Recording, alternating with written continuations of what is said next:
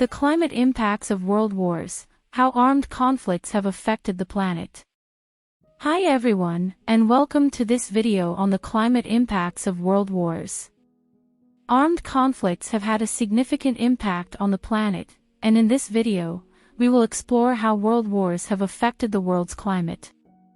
The impact of World War I on the climate. World War I, which lasted from 1914 to 1918, had a number of impacts on the world's climate. One of the most significant impacts was the use of mustard gas, which is a chemical weapon that releases a toxic gas when it is deployed. Mustard gas is known to have caused a number of climate-related effects, including the death of trees and vegetation, soil erosion, and the release of greenhouse gases. The use of mustard gas also had long-term impacts on the environment, as the chemical can persist in the soil for many years. The impact of World War II on the climate. World War II, which lasted from 1939 to 1945, had even greater impacts on the world's climate. The war saw the widespread use of aircraft, which released large amounts of carbon dioxide and other greenhouse gases into the atmosphere.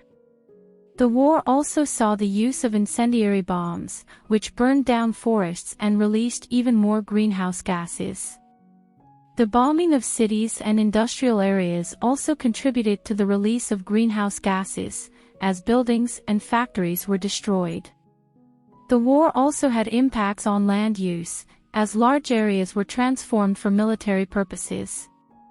The long-term impacts of world wars on the climate. The impacts of world wars on the climate were not limited to the duration of the conflicts.